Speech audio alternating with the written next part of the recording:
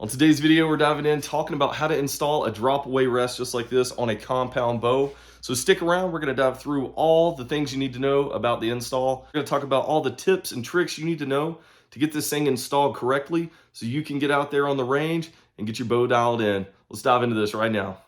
You are gonna need a bow press for this if you plan on actually running this string through the down cable, which I do suggest, but you can get the little clip-ons to where they just screw onto that down cable. But today we're going to be showing you how to go through and put your serving on and actually put it through the string on your down cable instead of doing the little screw on. If you're going to be using the screw on adapter, you're just going to be placing it essentially where we're going to talk about placing this thing.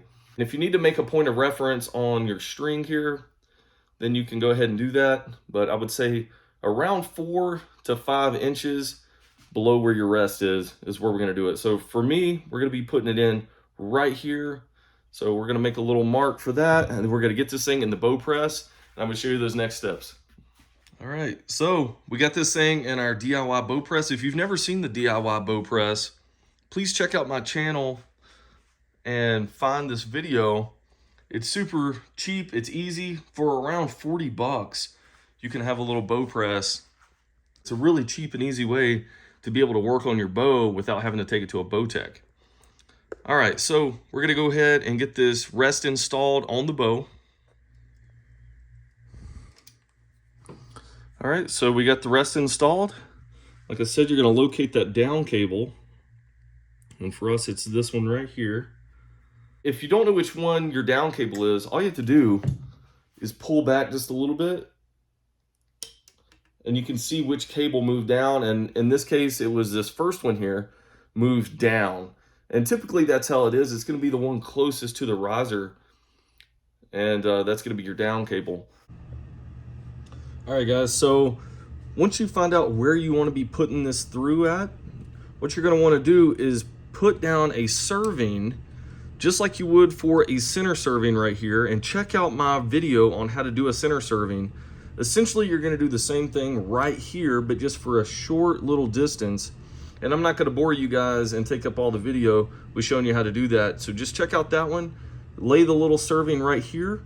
And what that's going to do is keep that string from moving up the string here.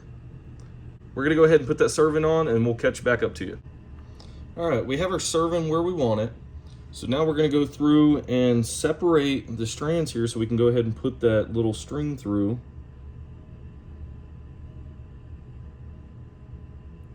And for my bow, it's pretty easy because I just have 2 strand colors. But the major thing that you want to focus on here is the relation to where the string's entering versus how the bow is. So rest is on the side, the string comes down. I want the string coming through the side of this bus cable. I don't want it coming through on the other side, because what that's going to do is make it loop towards this way. It's got the potential to get hung up and things like that. And I just want it coming from this side going through the string. All right, guys, so we have it running through the down cable here.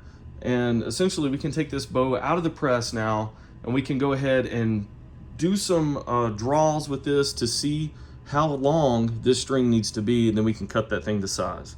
All right, at this part where we have the string in here, it's through the string on the down cable, and it's just loose. We got the serving installed, but now you want to get your rest set up to where that thing is completely level and it's dialed in as close as possible without shooting the bow right now.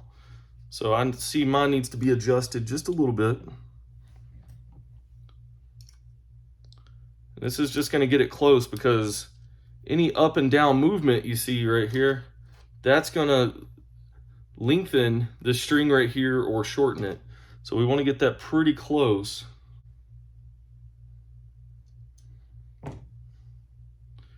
All right, we got that pretty close, and we're not going to go through showing you how to paper tune a bow. I have other videos for that. There's a bunch of videos on YouTube on how to paper tune a bow, and that's going to ensure that your rest is completely set up to where it needs to be. But right now, we're going to focus on getting this cord to where it needs to be, because that is going to be the driving factor behind how this bow is timed to make sure that the arm is going to drop when it needs to drop. So every rest is going to be set up just a little bit different.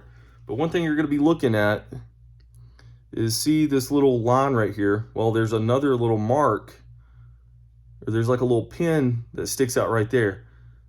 Those need to be lined up when this thing is at full draw. Okay, so that's going to ensure that it's activated and ready to release that arrow. All right, so we'll reset it there. All right, so we're gonna go ahead and draw the bow back. One good thing to note right here is that you can go ahead and just tighten this up, because what's gonna happen is when you draw that bow back, it's gonna pull through the necessary amount of cordage that you need to get this thing timed right. So I'm gonna go ahead and pretty much get this tight, and I'm gonna get ready to draw the bow back.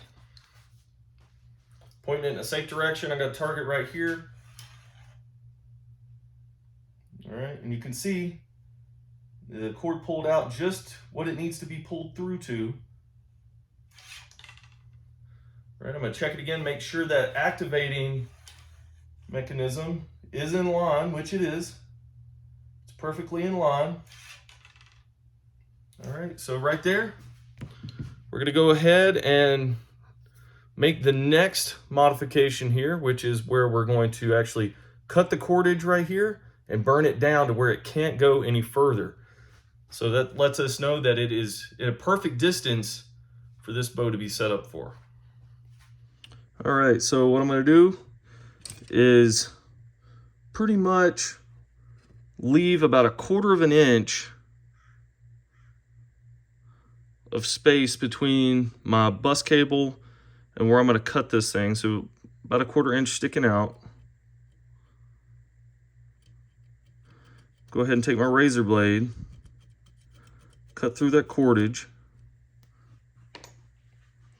Okay, I'm gonna rotate this around so you can see about 1/4 of an inch sticking out right there. I'm just gonna ruffle this up, because what we're gonna do is take our lighter. See how we have that ruffled up? We're gonna take our lighter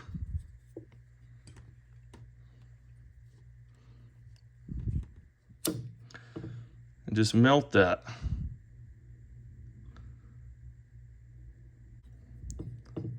So you don't want it to catch on fire, just enough, and then I'm gonna melt that down and press it down so it has a good surface area right there. You see how that's nice and flat? Has tons of surface area. That is not gonna pull through that down cable. It's set up exactly how we want it. Okay, so your rest probably came with some type of felt that can go on the dropper arm here, and also on your riser, so your arrow isn't clanging and stuff against the riser when it's in the down position. So we're just gonna go ahead and install that. Another thing you could do, and I've seen a lot of people do this, is get some of the Velcro, the soft-sided Velcro, and you can use that. And it's nice and cheap. Because this right here, I'm sure you'd have to special order some of it. So Velcro, I mean, you can find that at your local hardware store probably. We're just gonna go ahead and place this where it's not gonna be obstructing the dropper arm, but it's gonna make sure that arrow isn't gonna clang against the riser when it's in that down position. And you can see my dropper arm doesn't interfere with the riser at all. Even when it slams forward, it doesn't slap the riser. So that is good. Now we're gonna put it on the arm itself. So you got two sides right here. We're gonna get it center lined. You see how that's center lined? I'm just gonna be wrapping that around.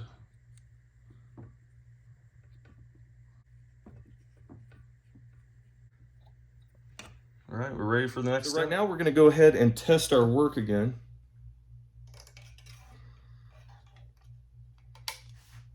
Go ahead and make a couple draws here to see if it's where it needs to be.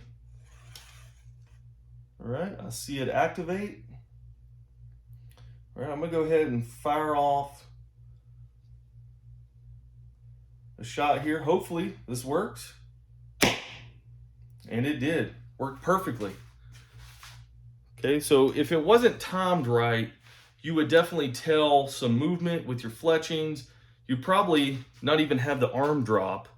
So I'm gonna try to slow that down so you can kind of see the way it dropped. I don't know if my camera will be able to slow it down enough, but it should get pretty close.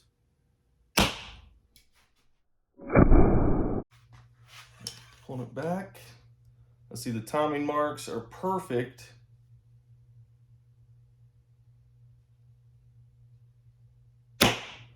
All right, that's how you do it, guys.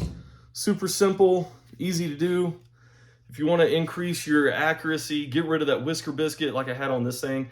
And I've hunted with whisker biscuits for years. They're just so reliable. There's not a lot to them. You just put the arrow in, it holds it. It's a full containment rest, which is what I love. But hey, I got to get with the times, and maybe you do too. Maybe you need to upgrade to a drop away rest like this. And it's going to really increase that accuracy because this thing is dropping out of the way when that arrow is going through the riser here. So hopefully this helped you out. If you're looking to install a drop away rest, it's very easy. I would say the most difficult thing is probably installing the serving. For one, you have to purchase a serving tool, and also you have to learn how to do the serve. So that is going to be the most difficult thing. If you don't want to do the serving, go ahead and get one of those little clamp-on pieces. This Trophy Ridge rest didn't even come with one of those, but it wasn't a big deal. But if you're looking to just do something really simple, get that plastic clip-on piece, or they make little aluminum ones that you can put on there, do it nice and easy.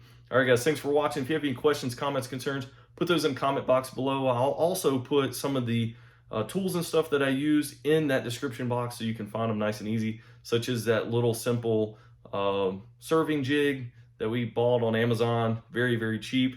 All right, guys, thanks for watching. We'll catch you next time.